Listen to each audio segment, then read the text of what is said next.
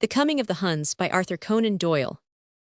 In the middle of the 4th century, the state of the Christian religion was a scandal and a disgrace. Patient, humble, and long-suffering in adversity, it had become positive, aggressive, and unreasonable with success. Paganism was not yet dead, but it was rapidly sinking, finding its most faithful supporters among the conservative aristocrats of the best families on the one hand, and among those benighted villagers on the other who gave their name to the expiring creed. Between these two extremes, the great majority of reasonable men had turned from the conception of many gods to that of one, and had rejected forever the beliefs of their forefathers. But with the vices of polytheism, they had also abandoned its virtues, among which toleration and religious good humor had been conspicuous. The strenuous earnestness of the Christians had compelled them to examine and define every point of their own theology, but as they had no central authority by which such definitions could be checked, it was not long before 100 heresies had put forward their rival views, while the same earnestness of conviction led the stronger bands of schismatics to endeavor, for conscience' sake, to force their views upon the weaker, and thus to cover the Eastern world with confusion and strife. Alexandria, Antioch, and Constantinople were centers of theological warfare. The whole north of Africa, too, was rent by the strife of the Donatists, who upheld their particular schism by iron flails and the war cry of praise to the Lord. But minor local controversies sank to nothing when compared with the huge argument of the Catholic and the Arian, which rent every village in twain and divided every household from the cottage to the palace. The rival doctrines of the Homoousian and of the Homoousian, containing metaphysical differences so attenuated that they could hardly be stated, turned bishop against bishop, and congregation against congregation. The ink of the theologians and the blood of the fanatics were spilled in floods on either side, and gentle followers of Christ were horrified to find that their faith was responsible for such a state of riot and bloodshed as had never yet disgraced the religious history of the world. Many of the more earnest among them, shocked and scandalized, slipped away to the Libyan desert, or to the solitude of Pontus, there to await in self-denial and prayer that second coming which was supposed to be at hand. Even in the deserts they could not escape the echo of the distant strife, and the hermits themselves scowled fiercely from their dens at passing travelers who might be contaminated by the doctrines of Athanasius or of Arius. Such a hermit was Simon Maillaz, of whom I write.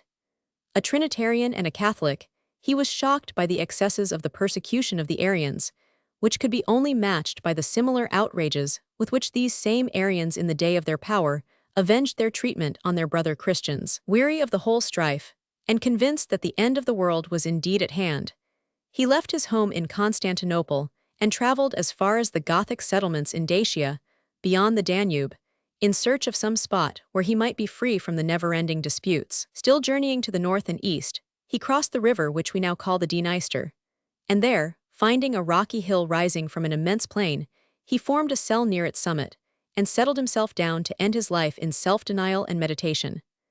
There were fish in the stream, the country teemed with game, and there was an abundance of wild fruits, so that his spiritual exercises were not unduly interrupted by the search of sustenance for his mortal frame. In this distant retreat he expected to find absolute solitude, but the hope was in vain. Within a week of his arrival, in an hour of worldly curiosity, he explored the edges of the high rocky hill upon which he lived. Making his way up to a cleft which was hung with olives and myrtles, he came upon a cave in the opening of which sat an aged man, white-bearded, white-haired, and infirm, a hermit like himself. So long had this stranger been alone that he had almost forgotten the use of his tongue. But at last, words coming more freely, he was able to convey the information that his name was Paul of Nicopolis, that he was a Greek citizen, and that he also had come out into the desert for the saving of his soul, and to escape from the contamination of heresy. "Little I thought, brother Simon," said he, "that I should ever find anyone else who had come so far upon the same holy errand. In all these years, and they are so many that I have lost count of them, I have never seen a man, save indeed one or two wandering shepherds far out upon yonder plain." From where they sat, the huge steppe, covered with waving grass and gleaming with a vivid green in the sun, stretched away as level and as unbroken as the sea to the eastern horizon. Simon Maillaz stared across it with curiosity. "Tell me, brother Paul," said he, "you who have lived here so long, what lies at the further side of that plain?" The old man shook his head. "There is no further side to the plain," said he. "It is the earth's boundary and stretches away to eternity. For all these years I have sat beside it, but never once have I seen anything come across it. It is manifest that if there had been a further side, there would certainly at some time have come some traveler from that direction. Over the great river yonder is the Roman post of Tyres, but that is a long day's journey from here, and they have never disturbed my meditations." "On what do you meditate, Brother Paul?" "At first I meditated on many sacred mysteries, but now, for 20 years, I have brooded continually on the nature of the Logos. What is your view upon that vital matter, Brother Simon?" "Surely," said the younger man, "there can be no question as to that. The Logos is assuredly but a name used by St. John to signify the deity." The old hermit gave a hoarse cry of fury, and his brown, withered face was convulsed with anger. Seizing the huge cudgel which he kept to beat off the wolves, he shook it murderously at his companion. "Out with you, out of my cell," he cried. "Have I lived here so long to have it polluted by a vile Trinitarian, a follower of the rascal Athanasius? Wretched idolater, learn once for all that the Logos is in truth an emanation from the deity, and in no sense equal or co-eternal with him. Out with you, I say, or I will dash out your brains with my staff." It was useless to reason with the furious Arian, and Simon withdrew in sadness and wonder that at this extreme verge of the known earth the spirit of religious strife should still break upon the peaceful solitude of the wilderness.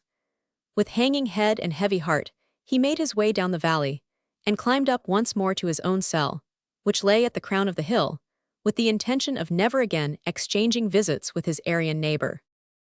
Year for year dwelt Simon Melas, leading a life of solitude and prayer.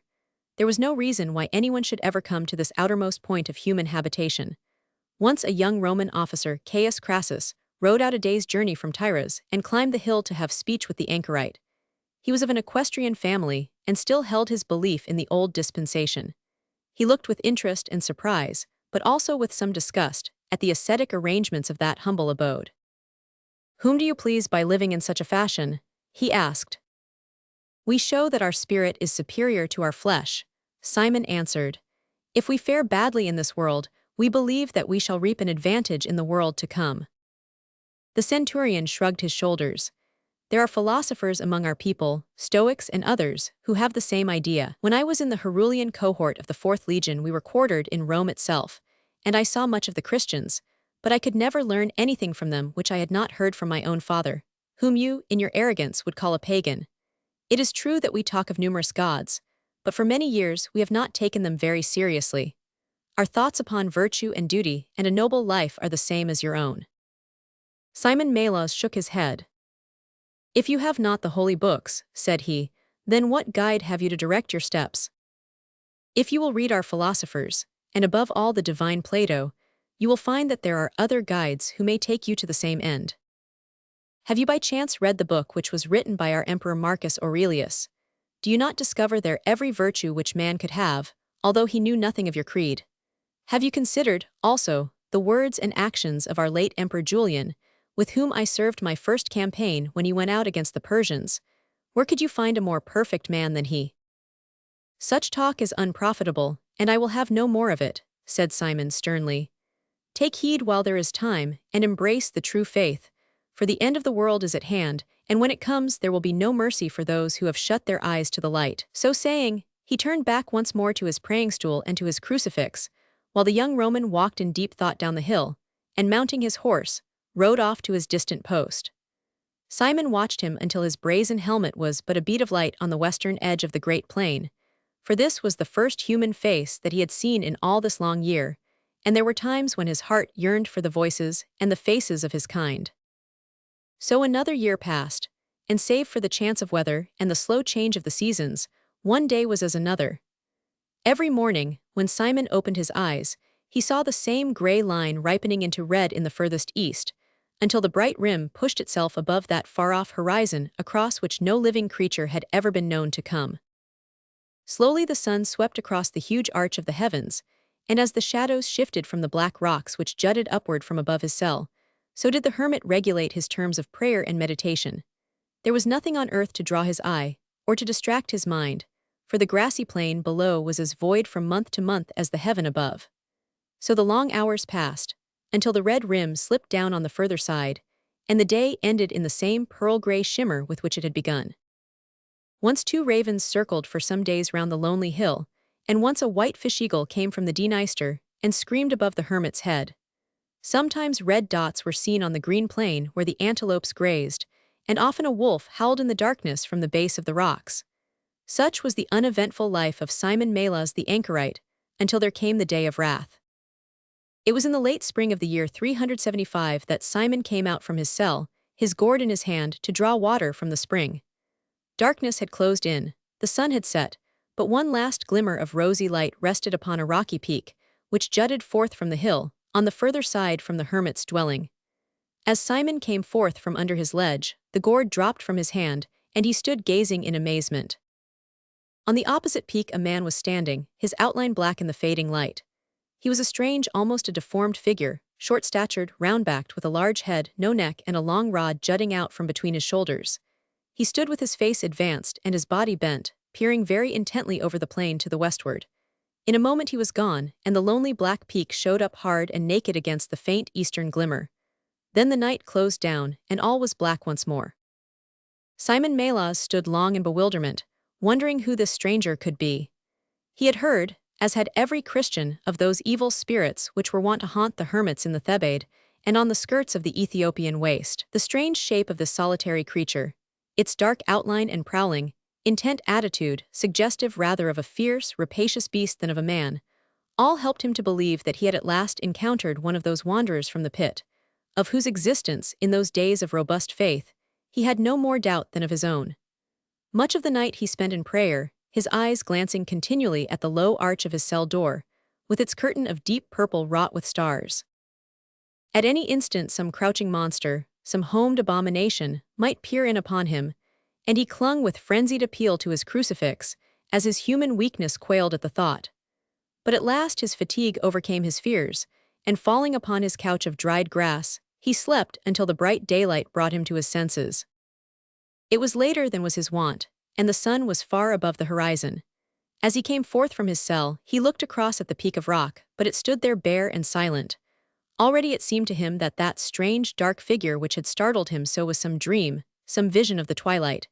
His gourd lay where it had fallen, and he picked it up with the intention of going to the spring.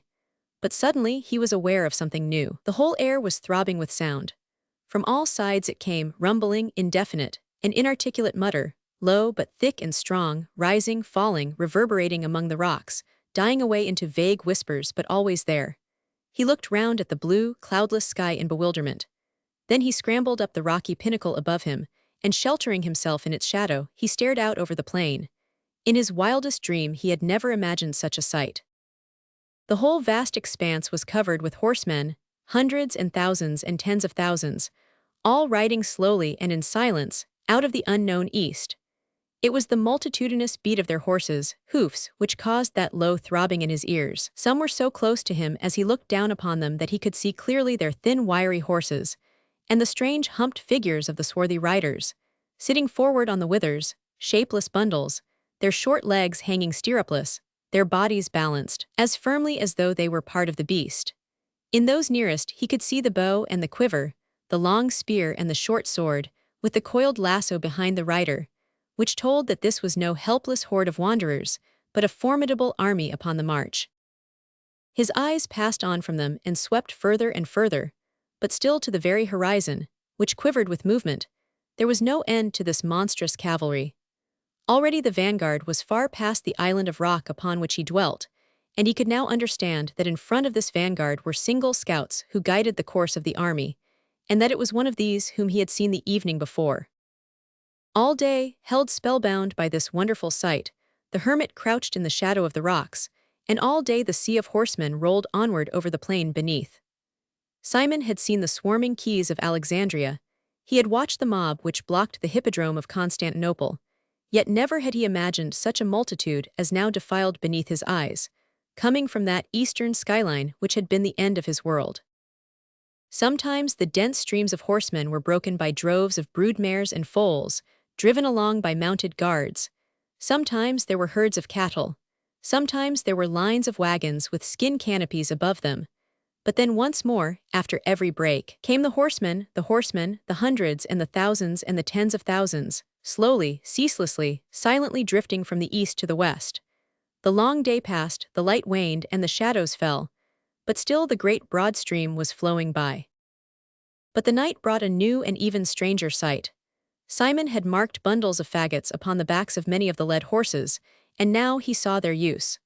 All over the great plain, red pinpoints gleamed through the darkness, which grew and brightened into flickering columns of flame. So far as he could see, both to east and west the fires extended, until they were but points of light in the furthest distance. White stars shone in the vast heavens above, red ones in the great plain below. And from every side rose the low, confused murmur of voices, with the lowing of oxen and the neighing of horses.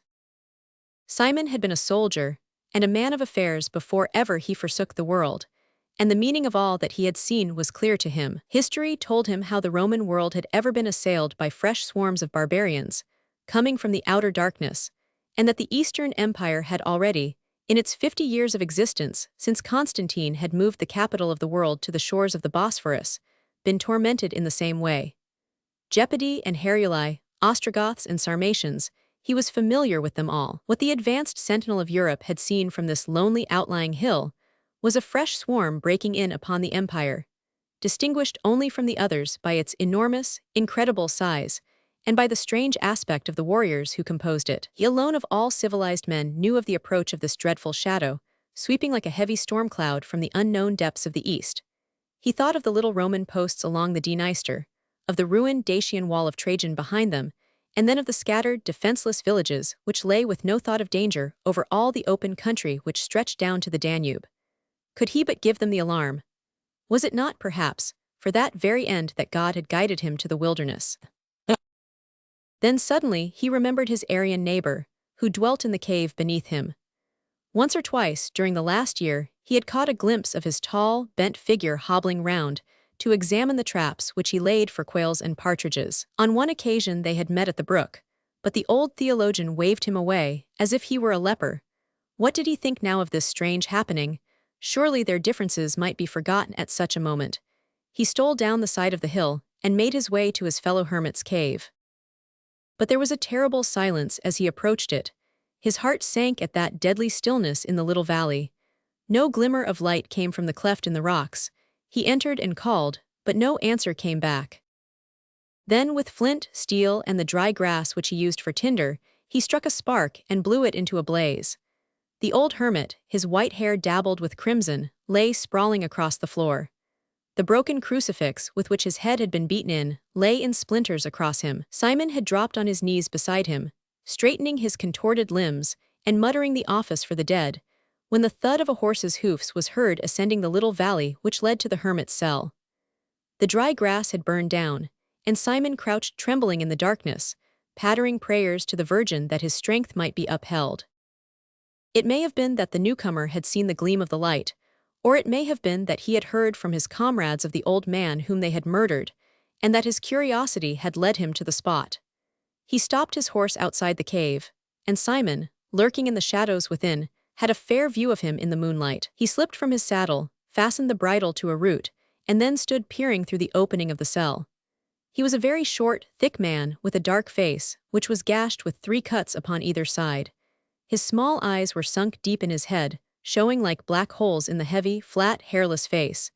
His legs were short and very bandy, so that he waddled uncouthly as he walked. Simon crouched in the darkest angle, and he gripped in his hand that same knotted cudgel which the dead theologian had once raised against him. As that hideous stooping head advanced into the darkness of the cell, he brought the staff down upon it with all the strength of his right arm, and then, as the stricken savage fell forward upon his face, he struck madly again and again, until the shapeless figure lay limp and still. One roof covered the first slain of Europe and of Asia. Simon's veins were throbbing and quivering with the unwonted joy of action. All the energy stored up in those years of repose came in a flood at this moment of need. Standing in the darkness of the cell, he saw, as in a map of fire, the outlines of the great barbaric host, the line of the river, the position of the settlements, the means by which they might be warned. Silently he waited in the shadow until the moon had sunk. Then he flung himself upon the dead man's horse, guided it down the gorge, and set forth at a gallop across the plain. There were fires on every side of him, but he kept clear of the rings of light. Round each he could see, as he passed, the circle of sleeping warriors, with the long lines of picketed horses. Mile after mile and league after league stretched that huge encampment. And then, at last, he had reached the open plain which led to the river, and the fires of the invaders were but a dull smolder against the black eastern sky. Ever faster and faster he sped across the steppe, like a single fluttered leaf which whirls before the storm. Even as the dawn whitened the sky behind him, it gleamed also upon the broad river in front, and he flogged his weary horse through the shallows, until he plunged into its full yellow tide. So it was that, as the young Roman centurion, Caius Crassus, made his morning round in the fort of Tyres, he saw a single horseman, who rode towards him from the river. Weary and spent, drenched with water and caked with dirt and sweat, both horse and man were at the last stage of their endurance. With amazement the Roman watched their progress, and recognized in the ragged, swaying figure, with flying hair and staring eyes, the hermit of the eastern desert. He ran to meet him, and caught him in his arms as he reeled from the saddle. "What is it then?" he asked. "What is your news?" But the hermit could only point at the rising sun. "To arms," he croaked. "To arms, the day of wrath is come." And as he looked, the Romans saw, far across the river, a great dark shadow which moved slowly over the distant plain.